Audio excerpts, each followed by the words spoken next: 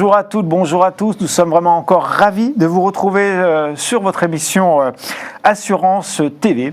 Côté réglementation, 2025 aura été une année dense pour le secteur de l'assurance, entre durcissement réglementaire, montée en puissance des contrôles, mise en œuvre de nouveaux textes structurants pour le secteur et accélération sur la data et l'IA.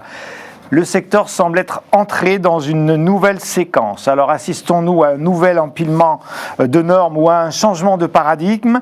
Le titre du plateau d'aujourd'hui est « Assurance de la norme au résultat, le nouveau visage de la réglementation ». Point d'interrogation. Pour répondre à cette question, on a le plaisir d'avoir à nos côtés Isabelle Monalafin. Bonjour. Bonjour Jean-Luc. Vous allez nous aider à décrypter l'année 2025 et puis nous ouvrir peut-être des perspectives sur cette année 2026. Je rappelle que vous êtes avocate et fondatrice d'Astrée Avocat.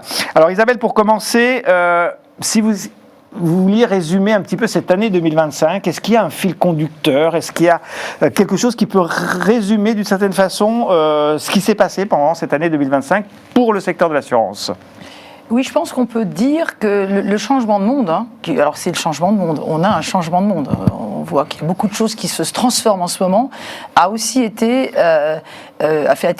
vécu dans le secteur de l'assurance. Oui. Et comme vous l'avez dit en introduction, je crois que cette ligne, c'est une ligne qui est sur la question de la valeur. Alors on se rappelle que la Retail Investment Strategy, c'est une réflexion communautaire qui a été faite sur finalement en ai-je pour mon argent, la value for money. Elle a, je pense, finalement guidé aujourd'hui une stratégie générale et finalement une direction prise par les autorités, par le législateur, par les organisations professionnelles, peut-être aussi par la place tout simplement, qui consiste à dire: il faut que les choses maintenant aient du sens. Il faut qu'on apporte de la valeur au contenu des contrats. Il faut qu'on ait des résultats en matière de mise en place de dispositifs. Il faut que, quand on a des contrats, on tienne les promesses. On revient finalement, on a l'impression, au travers de cela, qu'on revient un peu à des fondamentaux qui peuvent paraître assez banals pour certaines personnes, mais qui avaient été un peu abandonnés dans le secteur de l'assurance. Cette notion de j'ai un engagement, je fais une promesse, je dois mesurer l'efficacité de cette promesse, l'efficacité de ces résultats. Alors ça se traduit effectivement un peu sur tous les aspects de ce secteur et c'est une prise de conscience du secteur. Le secteur a pris conscience de la nécessité. Qu'il fallait arrêter de faire pour faire, empiler justement les textes ou les normes, comme vous l'avez dit tout à l'heure, empiler les tableaux Excel, empiler des procédures illisibles, des choses qui ne sont pas en lien avec un objectif. La norme, elle adresse un objectif et aujourd'hui cet objectif, on essaie de l'encadrer et on essaie surtout de l'évaluer et de le suivre et de le surveiller. Alors, et de mesurer le résultat. Et de mesurer le résultat. Alors pour donner des exemples, ça a été tous les dispositifs de gouvernance. Tous les dispositifs de gouvernance aujourd'hui ne sont ancrés que dans le concret et dans la mesure de l'efficacité et de l'opérationnalité. Donc c'est pas des règles, il n'y a pas des recettes. Il ne sert à rien de lire des livres, de prendre des méthodes. En réalité, c'est chacun dans son entreprise qui, au regard des objectifs adressés par la norme, on montre un produit, c'est pour qu'il ait un marché. On définit un marché, c'est pour pouvoir définir des besoins. Et dans le cadre de la conception de ce produit, on essaie de faire qu'il y ait du sens, qu'il y ait de la valeur, qu'il y ait des garanties, qu'il y ait des exclusions, mais pas trop, que le texte soit lisible, que ce soit compris, et puis que derrière, on paye des sinistres. Donc qu'il y ait de la sinistralité. Alors trop, pas trop, un petit peu, et qu'on ait une surveillance de sa distribution, qu'il n'y ait pas des pratiques commerciales trompeuses. Et ça, je dirais que toutes les recettes sont possibles. Et c'est ça aujourd'hui dont on voit l'évolution dans les comportements du législateur, dans les comportements surtout des autorités, dans la lisibilité de leurs recommandations qui sont claires, qui sont assez précises, qui donnent des exemples, et dans leurs attentes surtout. Et dans leurs attentes. Et c'est plutôt une bonne nouvelle. Et c'est peut-être cette année 2025 un point de bascule peut-être entre cette conformité, cette culture de la conformité nécessaire, bien sûr, à passer à une culture de la performance d'une certaine fason de l'application de la réglementation. Alors on l'appelle souvent de nos voeux, on a souvent nous travaillé sur conformité et performance, la délinquance rationnelle, comme on dit chez Astrée. Ça sert à rien de faire des choses qui n'ont pas de sens. On a peut-être été entendu, je n'ai pas cette prétention, je pense que les consommateurs, les clientèles, les professionnels, les entreprises, on voit bien que l'actualité se fait souvent l'écho de ce ras-le-bol du paplard. Et je pense que nos autorités, nos législateurs, nos gouvernants ont compris que les idéaux de protection, qui sont tout à fait nécessaires, l'équilibre et le juste dans le contrat, c'est le socle de notre démocratie, du monde économique. On n'est pas là pour aller les uns contre les autres, mais ensemble, eh bien, ont effectivement justifié aujourd'hui un changement total de méthodologie. Alors ça explique effectivement aussi les raisons pour lesquelles ce ne peut être l'affaire que des professionnels, que des gens qui connaissent les sujets, qui connaissent le métier.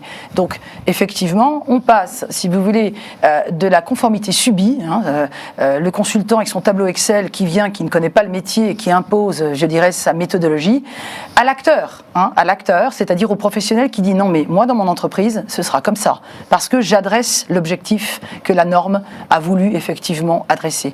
Et ça, c'est effectivement responsabilisant.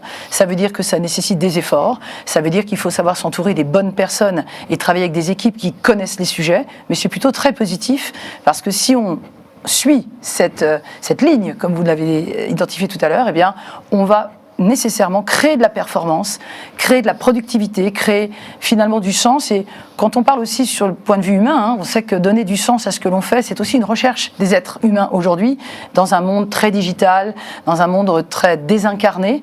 Donc c'est plutôt effectivement une bonne nouvelle. Une bonne nouvelle. Alors on parlera tout à l'heure de 2026 ensemble, Isabelle. On va se poser un tout petit peu quand même sur 2025, quelques minutes. Donc on ne parle plus simplement, si je vous entends bien, Isabelle, de produire des textes, mais de démontrer d'une certaine façon que cela change la vie au quotidien, que ça change les pratiques.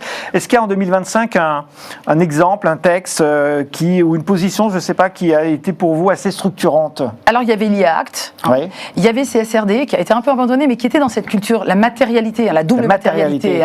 Voilà, c'est une directive qui obligeait les entreprises, quasi toutes, in fine, à pouvoir, sur la base de leurs résultats financiers, dresser finalement un bilan extra-financier qui matérialisait les engagements. Bon, on a ensuite effectivement les dispositifs de gouvernance. Les autorités ont dit, attendez, les dispositifs de gouvernance, nous, c'est pas les procédures, c'est concrètement, qu'est-ce que vous faites dans votre entreprise pour nous montrer que les produits que vous commercialisez, vous les connaissez, vous les savez lisibles, vous conversez avec vos distributeurs, comment vous mesurez vos résultats. Donc on le voit dans les contrôles également. Les contrôles aujourd'hui ont complètement changé de physionomie. On interviewe les gens et on n'est plus là en train de dire donnez-moi votre procédure, je coche la case, elle est bien, elle est présente.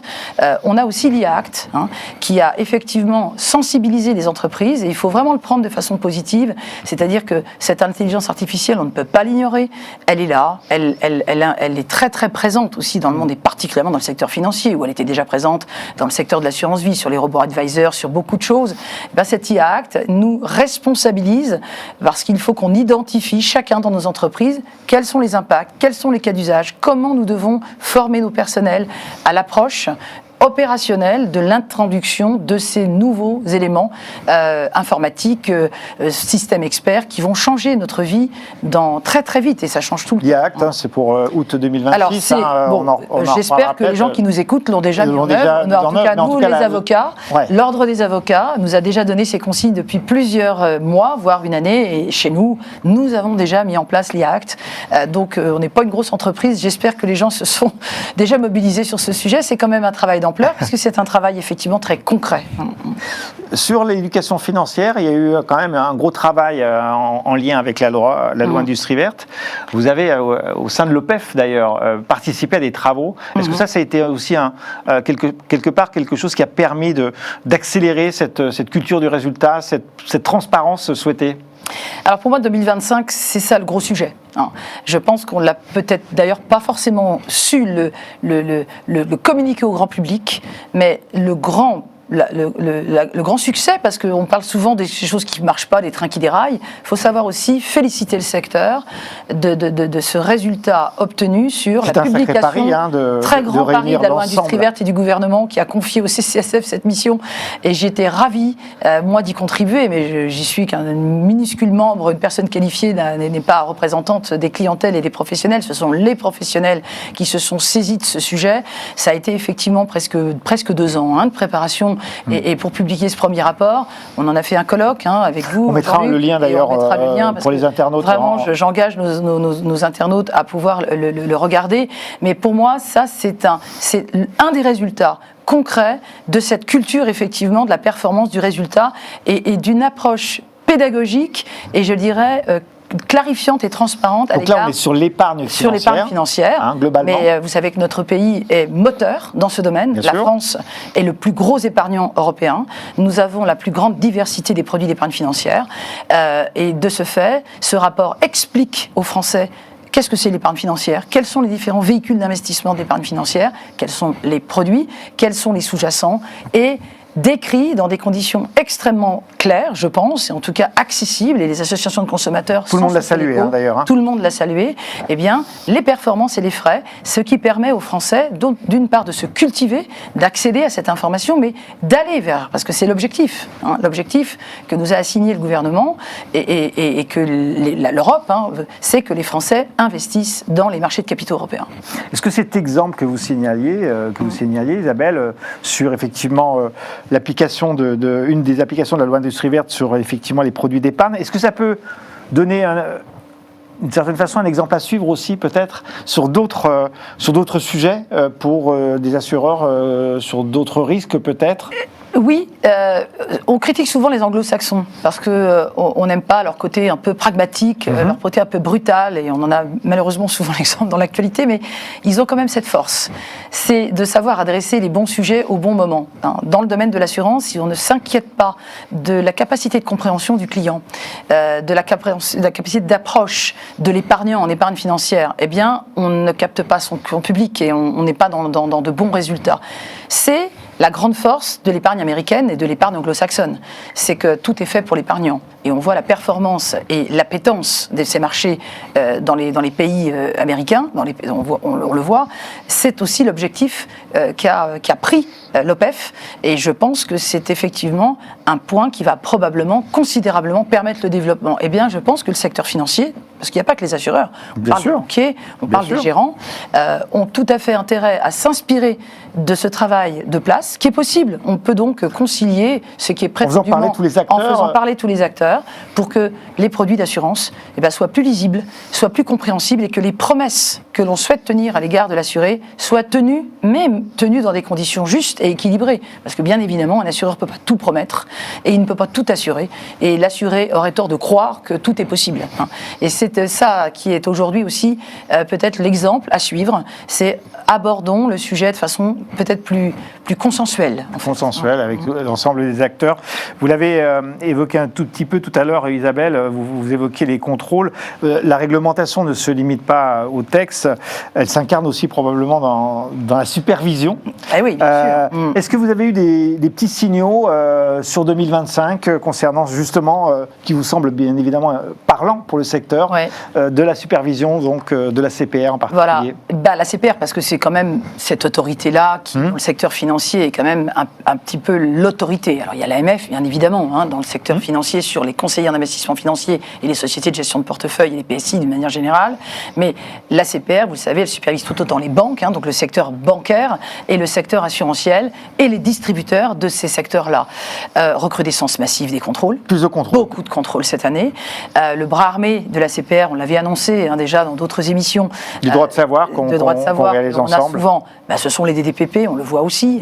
Il y a vraiment là eu un volant de contrôle important. Alors pourquoi ? Parce que ça a été fait à la demande des professionnels. Beaucoup de professionnels, et notamment les clientèles également, ont souhaité que l'autorité, au lieu d'empiler des normes, aille déjà faire un petit peu de supervision pour que le marché respecte déjà les règles existantes. C'est un message qui a été entendu. C'est plus de sanctions aussi en même temps ? Alors plus de sanctions, mais pas nécessairement dans des procédures disciplinaires publiées, relevant, j'allais dire, de procédures judiciaires lourdes, complexes, mais des mises en demeure. D'accord. Et puis aussi, tout simplement, des lettres de suite, des lettres de suivi, des suivis de contrôle, donc des choses qui font que vous avez des rendez-vous réguliers, et puis que on vous demande des comptes, et il faut faire. Et ça, que ce soit les DDPP, que ce soit l'autorité elle-même, on voit ce changement de comportement, et qui est encore vraiment inscrit dans une démarche pédagogique, mais néanmoins de supervision, c'est-à-dire de sanctions également, ou en tout cas de suivi, avec une vraie démarche d'opérationnalité, de concret. Et voilà, donc on arrête effectivement de raconter des histoires. On ne se satisfait pas d'envoyer une belle procédure qu'on a copiée chez le copain. On l'applique. On s'assied autour de la table avec ses collaborateurs, on fait un bilan et on adresse des résultats concrets à une autorité qui dit bah, écoutez, ok, il y a un pilote dans l'avion et je suis d'accord.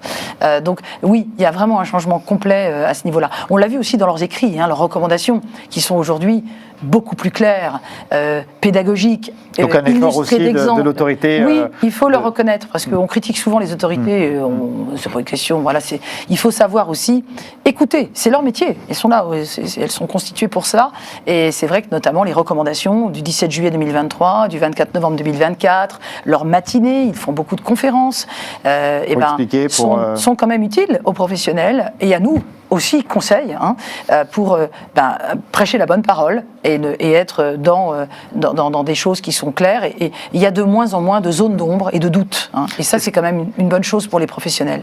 Est-ce qu'il y a eu des secteurs un peu plus dans l'œil du superviseur, des secteurs d'activité ou des risques particuliers sur cette année 2025 ? Bon, on ne va pas se mentir, le secteur affinitaire est quand même le secteur d'attention. Alors, c'est le secteur affinitaire, c'est quelque chose qui finalement est difficilement définissable, parce qu'on met un peu tout maintenant dans ce secteur-là. C'est l'assurance qui vient en complément d'un bien ou d'un service. Alors, les services bancaires, les garanties en prévision d'obsèques, les garanties emprunteurs, les garanties d'accident de la vie, toutes les garanties effectivement de protection juridique, les garanties de perte pécuniaire, toutes ces assurances, et dans le service financier aussi, ont été effectivement l'objet non seulement de contrôle, mais je dirais de remise à plat. Beaucoup de modèles se sont vus beaucoup heurtés, très très très heurtés, avec des remises en question et l'obligation finalement de reprendre un petit peu les choses de A à Z. L'autorité l'a abordé sur différents sujets. Le sujet de l'utilité et de la value for client. Ouais. Value for money, on sait que l'ACPR avait publié, du reste, au sein de notre colloque Jean-Luc sur l'ARIS, Monsieur Montagny, à l'époque, qui était... il l'a dit, il l'a fait. Il l'a dit, il l'a fait. Il nous avait bien dit que value for money, ce serait value for client dans le dommage. On l'a bien entendu, et c'est une réalité. Donc, ce qui veut dire que... Et donc, ces produits, qui sont souvent vendus, j'allais dire un petit peu... à côté. Alors, je ne dis pas qu'ils sont vendus à leur insu de leur plein gré, mais souvent, les consommateurs ou les clients n'en voient pas tout de suite l'efficacité immédiate. Or, ils doivent l'être et ils ont leur utilité. Et donc, c'était effectivement les autorités, DDPP, ont eu un œil un peu plus aiguisé sur ce secteur d'activité. Alors, ça va des avis d'échéance, ça va de la résiliation infra-annuelle, ça va du contenu du contrat, des garanties, des méthodes de vente, du droit de renonciation, du droit de résiliation. Voilà, il y a eu plein de choses. Et puis, le CCSF, vous savez, a rendu plusieurs avis sur ces sujets, que ce soit en matière d'obsèques, que ce soit en matière de garantie affinitaire, et donc le travail sur l'assurance emprunteur est un travail au long cours, mais voilà, tout ça, ce sont des choses qui ont intéressé et qui intéressent évidemment nos autorités et les gens qui nous écoutent, parce que le secteur affinitaire est un secteur qui est très large, très riche, très compétitif, et donc, oui, effectivement, il faut que ces gens, néanmoins, se mettent un petit peu dans les rangs. Alors, quand je vous ai demandé, Isabelle, quel est peut-être le sujet qui vous a le plus marqué entre 2025 et potentiellement l'année 2026, vous m'avez cité, ou quelle obligation, quelle augmentation, spontanément, vous m'avez dit le démarchage téléphonique. On revient, c'est un peu le serpent de mer, on en revient. 2025, mais qui aura ses impacts en 2026. Et donc le secteur affinitaire est un secteur très utilisateur de ce canal de distribution, de la vente à distance par téléphone, puisque beaucoup de garanties emprunteurs sont vendues comme cela, beaucoup de garanties qui viennent en complément de l'énergie sont vendues de cette manière, beaucoup de services bancaires sont vendus de cette manière. Donc on a effectivement... Ce secteur est évidemment un secteur très, très, très, très utilisateur. Alors, il y a aussi l'assurance traditionnelle, oui, la santé, la prévoyance, le plan d'épargne retraite, mais l'assurance chien-chat également est très, très... Alors, pourquoi ? Parce qu'on a eu un télescopage de millions de choses qui se sont produites et qui d'ailleurs qu'on crée tellement de confusion qu'on n'est pas encore, au jour où je vous parle, très sûr de l'interprétation qu'on doit donner de tous ces textes. Par contre, il y a un point d'arrivée quand même. Il y a un point d'arrivée, c'est 19 juin, 30 août ou mois de novembre. Voilà. Donc, c'est dans quelques mois. Dans quelques mois. Alors, on a eu plusieurs choses. On a eu déjà la confrontation de la loi sur la fraude aux aides publiques et puis de la loi qui était dédiée au démarchage téléphonique. Bon, c'est l'Assemblée nationale qui a gagné, c'est le député Cazenave. Et donc, le sénateur Verzelen a obtenu ces amendements. dans ces amendements, donc on a déjà une première réforme, c'est la loi du 30 juin qui dit il n'y a plus de démarchage. Aujourd'hui, on l'avait dit dans une autre émission, le chant du cygne, faite avec notre ami Hervé Mondrange, c'est fait. C'est fait. Le démarchage téléphonique, c'est interdit. Alors, ce qui est drôle, c'est qu'on continue à garder l'expression alors que c'est fini. Aujourd'hui, on ne peut avoir un consommateur au téléphone que s'il consent à cette conversation. Donc ce n'est plus du démarchage au sens du code de la consommation. C'est effectivement une possibilité de vente par téléphone, mais simplement avec quelqu'un qui accepte cette conversation. On a renforcé les critères de consentement et on y a intégré les critères du RGPD, la notion de spécificité. C'est tel professionnel pour tel produit qui est en droit de m'appeler sur mon téléphone pour me vendre ou me proposer ce produit. Donc c'est très restrictif. Alors ce qui reste un petit peu dans la zone d'ombre, c'est qu'il y a eu cette volonté d'harmoniser le code de la consommation avec d'autres codes. On discutait souvent de ça avec nos chères autorités, dans les contrôles ou dans les contentieux. Cette espèce de législation en silo, code de la consommation d'un côté, code des assurances de l'autre, code des monétaires et financiers de troisième part. Et du coup, on avait détecté des biais. On avait d'ailleurs publié des sujets là-dessus, notamment la fameuse vente sur rebond. La vente à rebond. La fameuse vente faite par l'agent général dans son agence. Et on avait dit, tiens, c'est marrant parce que ce qui est démarchage au sens du droit des assurances ne l'est pas au sens du code de la consommation. Donc là, on a quand même un texte à ce niveau-là qui est assez clair, mais qui a été clarifié par les ordonnances du 5 janvier, et donc pas celle du 30 juin. On a 5 janvier 2026. Qui sont toutes récentes, et qui ont clarifié ce sujet, puisqu'ils ont abrogé tous les textes qui n'étaient plus dans le silo de base, qui est le texte du Code de la consommation. Alors il y a des petites erreurs, donc c'est pour ça que tout ça n'est pas si clair. Le gouvernement, a priori, serait en train de nous pondre un texte. Alors j'ai vu que sur le site du Sénat, un amendement a été déposé. Il y a encore des évolutions possibles. Il y aura sur les enregistrements notamment. Donc, un amendement a été déposé. Quelques jours, je crois que c'était il y a une dizaine de jours, sur la suppression de l'obligation d'enregistrement. C'est une question que l'on posait également. On ne peut pas être très clair encore à l'égard de nos internautes là-dessus, mais néanmoins, premier axe, plus de démarchage, un consentement qui est évidemment libre, non équivoque, spécifique, clair et sans aucune contrainte pour être appelé, la nécessité de mettre en place, dans le cadre de la transposition de la vente à distance, un droit de renonciation, en 3 clics, c'est ça, comme la résiliation en 3 clics. Alors, on va dire faire ça comme ça. Donc là aussi, des cas d'usage très compliqués, comme on fait quand on est courtier, qu'on est que distributeur, qu'on a vendu par téléphone. Mais où est-ce qu'on met le droit de renonciation ? Comment est-ce qu'on fait ? Donc on a évidemment de multiples questions, mais là, par contre, le texte, pareil, est harmonisé au sein du Code de la consommation. Et puis, le législateur a été intelligent. Il a dit, il y a une règle de vie. Quand on ne trouve pas quelque chose de spécifique dans les autres codes, c'est le Code de la consommation qui s'applique. On ne pourra plus soulever ça dans nos procédures disciplinaires en disant que finalement, on ne peut pas nous appliquer ce texte parce qu'il y a des textes spécifiques. Je pense que là, le législateur a compris qu'il y avait des biais et qu'il fallait impérativement les supprimer. Et puis, cette législation, elle a effectivement revu complètement le parcours. Elle l'a aussi unifié. Secteur financier, dans sa globalité, il y a des informations à donner. Elles ont été évidemment alourdies, notamment sur l'expression du droit de renonciation, sur plein de choses. Je ne vais pas vous en faire le catalogue, mais c'est aujourd'hui unifié dans le Code de la consommation, dans le Code des assurances, dans le Code monétaire et financier, pour si on fait du service associé, du service bancaire, du service financier.